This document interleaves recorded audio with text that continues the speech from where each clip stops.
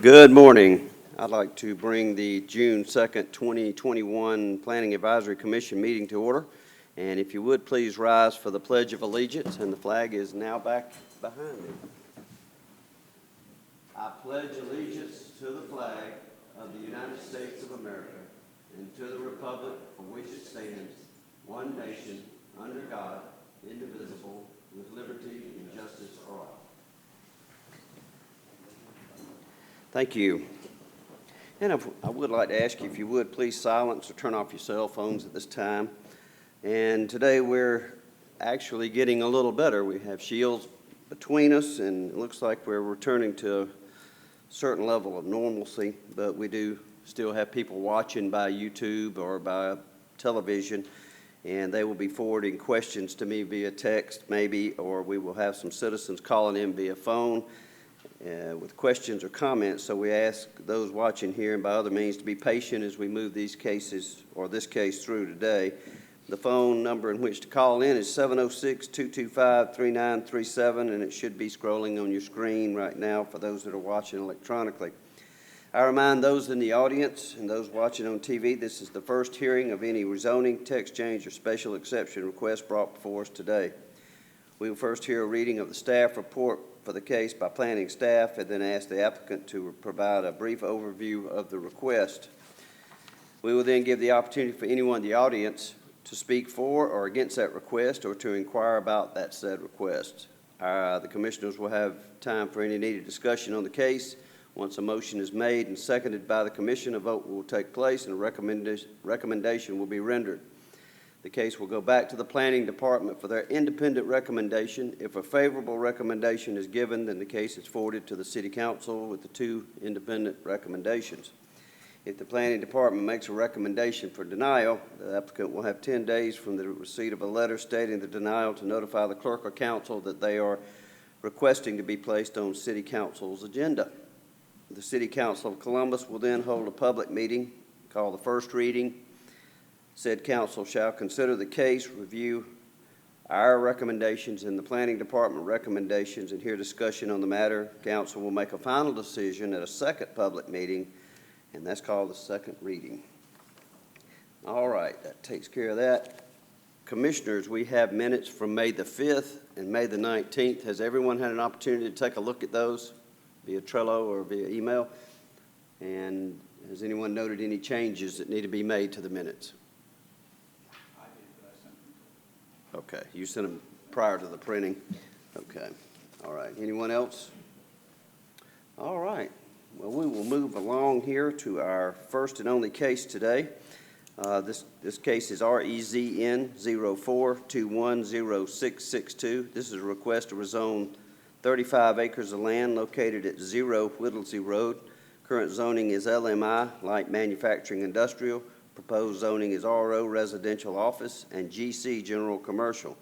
The proposed use is multifamily and retail. Greystone Properties, LLC is the applicant. The property is located in Council District 2, Glenn Davis, and we will hear from planning staff on this case first, please. Yes, sir. General land use is consistent for general commercial. It is inconsistent for RO. The planning area is A. Current land use designation is vacant, undeveloped. Future is general commercial. It is compatible with existing land uses. The property does not lie within the floodway and floodplain area. The developer will need an approved drainage plan prior to issuance of a site development permit if a permit is required. Property is served by all city services. Average annual daily trips will increase by 2,601 total trips if used for commercial and multifamily use. The level of service will remain at a level B. This site shall meet the codes and regulations of the CCG for all commercial usage. There'll be no school impact, no buffer requirements, no Fort Benning recommendation, no DRI recommendation. The surrounding zoning to the north is J.R. Allen Parkway, to the south is general commercial. To the east is general commercial. To the west is Interstate 185. 25 property owners within 300 feet of the subject properties were notified of the rezoning request. The planning department received one call and or email regarding the request. It was just an inquiry, not in approval or opposition, and there's no additional information. All right, thank you. Thank you, Mr. Renfro. Mr. Dudley has a question. Just want to confirm that I was understanding the traffic analysis correctly, that this is expected to increase the traffic on that section of Whittlesey Road by about 20%, but it'll still keep it in the same overall classification? That's correct. It'll still stay at a level B, but it will increase the traffic flow. Thank you. All right, and I did have a question too, with the number of new units in there, the school district didn't see any impact from this. The applicant will speak more to that, but generally from our case, normally roughly 6% is the normal increase, and they can normally absorb that number. But the applicant will speak to that when he gets up. All right, that's fine. Commissioners, y'all have any other questions of staff at this time? And that's it. All right, if you would, please come forward and give your name and address for the record, please, and tell us what your plans are. Good morning. My name is George Mize. I'm with the law firm of Page Scranum. That's 1111 Bay Avenue. You got to put 4 ones in there.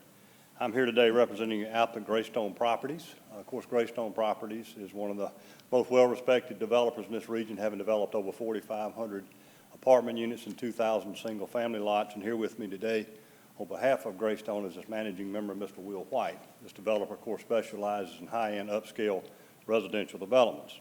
Our surveyors and engineers are Moon Meeks and Associates, again, one of the most well-respected surveying and engineering firms in this region. Today we're seeking to rezone about 35 acres of land located north side of Whittlesey Road and sandwiched between I-185 on the west and the railroad track, which is located behind Krispy Kreme, Bonefish Grill, McAllister's Deli on the east. And as he said, we're seeking to rezone it from LMI Light Manufacturing to RO for about 33 acres and GC for a small portion of the property, about 1.7 acres, located on the north side of Whittlesey Road. The purpose of the rezoning will be to develop a very high-end, upscale, multifamily community together with a small but complementary commercial use. The proposed development use is certainly consistent and compatible with surrounding land uses. As you know, there are many apartment communities or complexes in close proximity to the subject property, and then there's tons of general commercial. And as John suggested or said, the comprehensive plan calls for this to be GC, but this property has a lot of challenges as to the depth of it. It also has access challenges which really make GC impractical. My client, as I say, will be developing a high-end, high-quality multifamily development, again with a small complementary commercial development. The development will be very similar to other developments that Mr. White has developed, including Greystone Farms, Greystone Summit, Greystone at Columbus Park, and many, many others. And I provide these pictures so you can just get an idea of the quality of product, quality of the development.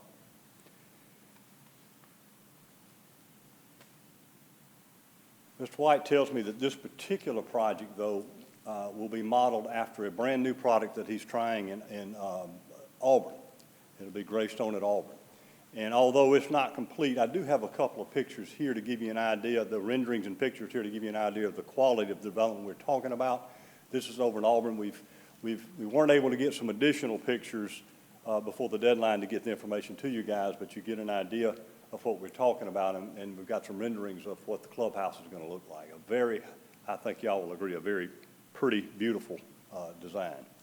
As for the GC portion of the development, plans are not yet totally firm, but given the small size, obviously it's going to have to be small. Given its location and proximity to the apartment complex, it's going to need to be compatible with or complementary to the complex.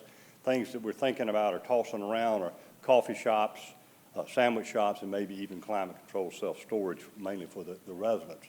As far as buffering goes, obviously the project's going to have to comply with the buffering ordinance, but being sandwiched between I-85 on the west, J.R. Allen Parkway on the north, the railroad track on the east, and Whittlesey Road on the south, buffering is really not going to be an issue.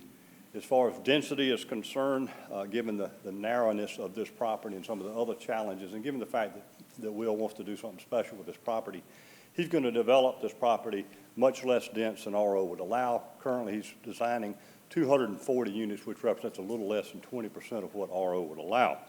But this reduction in density is not unusual. This is kind of this developer's pattern of developing high-end, low-dense developments. He has already mentioned about the school impact. We've gotten some information from the school district showing that school impact is really not going to be an issue in this case. The school capacity is going to be sufficient to handle the number of children. as John said, the planning department kind of uses a formula of 6%. And you multiply that times the number of units, you come up with we came up with 14.4. So I rounded up to 15 kids. I don't know how you get a 0.4 kid. But I got information on Friday from the school district that indicates that it will be serviced by Allen Elementary, Arnold Middle School, and Northside High School. And all of them have sufficient capacity to handle the additional children. I wasn't able, because I got it on Friday, I was not able to get the information to the school district in time to get it to you guys on Trello or whatever it is you look at. But I do have copies here of the email from the school district showing the enrollment and the capacity numbers for Allen, Arnold Middle School, and Northside, if you guys want a copy of that. All public facilities and infrastructure are located at the site. There'll be no negative impact to those facilities and infrastructure, nor will there be any additional requirement on the city's part for investing in any additional facilities. The development will certainly have a very positive economic impact to the cities and its citizens, including the creation of numerous construction jobs during about an 18-month build-out process, together with a substantial increase in business for local suppliers, subcontractors, electricians, plumbers, and others who support the construction industry. And there'll be certainly numerous permanent jobs created once the development is up and done. And there'll be permanent work created for subcontractors and third-party vendors that provide for services such as maintenance, carpet replacement or cleaning, landscaping, and even painting. This development also have a very substantial impact and increase the tax base from ad valorem tax purposes, thus providing a really substantial economic impact to the city, again, without adversely affecting any existing infrastructure requiring any additional investment on the city's part. We're looking at increasing property tax receipts from about $15,000 a year to well over $400,000 a year. In addition, there'll be a boon to the city in the form of sales tax receipts in connection with the purchase and sale of millions of dollars of construction materials. We believe our rezoning request and application meet all the requirements from rezoning. The RO and the GC classifications are certainly consistent and compatible with surrounding land uses. All public facilities are located at the site. There'll be no negative impact to those facilities. We believe that this development will have a great benefit to the community, both in terms of job creation and tax revenue generation. Therefore, we respectfully request you guys approve this and recommend approval to council, and we'll be happy to try to answer any questions you might have. All right. Thank you, Mr. Mize. Commissioners, do y'all have any questions of the applicant this morning? Yes, Mr. Baker. Good morning, Mr. Mize. Hey. Is there this entry and exit that you all are proposing, and I understand that you're in planning for this, is that where the red light is? No. It is not. It is on Whittlesey. Okay. It'll be most likely a right in, right out. Okay, gotcha. Will this be gated like many of the Greystone communities? Okay. What's the activity of that railroad? Forgive me for not knowing that, but is it active at this time? It's active, but I don't think maybe 2 trips a day, once a day. I think at 5 o'clock. Once a day. Goes by, and then sometimes around 10 o'clock in the evening. Okay. Would you typically run a fence along there, along that side? Yes. Okay. Okay. All right. Thank you. All right. Thank you. Any other questions, commissioners? Anyone?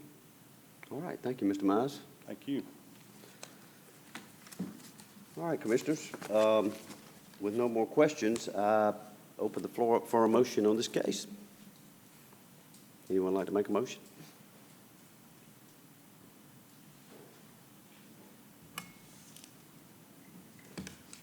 Mr. Derby. Yeah, in reference to REZN 06210662, request to rezone 35 acres of land located at 0 Whittlesey Road. Current zoning is LMI. Proposed zoning is RO and GC. The proposed use is multifamily and retail. Greystone Properties LLC is the applicant. The property is located in Council District 2, Davis. I recommend that we approve this for compatible land use. All right, we have an approval. A motion for approval. We have a second from Mr. Dudley. Any discussion? Got another second? Yes. Okay, got you, Ms. Thomas. We got 2 seconds going on here, and that's good. All those in favor, please raise your right hand. And it's unanimous. Thank you, gentlemen. All right, that concludes our cases for today. I appreciate your presence here for such a short meeting. New business, we do have 2 cases scheduled for June 16th, 2021. Since we have everyone here, I need to do a poll because two of us can't be present at the June 16th, 2021, which would be me and Mr. Derby, due to a conflict at work. Yes? Sir? Okay, so we got 1, 2, 3. We would have 5 if everyone else shows up, and Mr. Dudley has agreed to lead the thing if that's agreeable with planning. It is. Okay. But we will have to have 5 here total, including the chairman. So if you all can make sure you're here for the June 16th meeting, then I guess we can be excused. All right. Is there any old business? Now, we will be skipping the 7th of July and moving to the 21st of July, and that would give you an opportunity if you wanted to travel for July the 4th. So anyhow, is there any other comments or any other business? All right. Thank you. Thank you very much. We adjourn.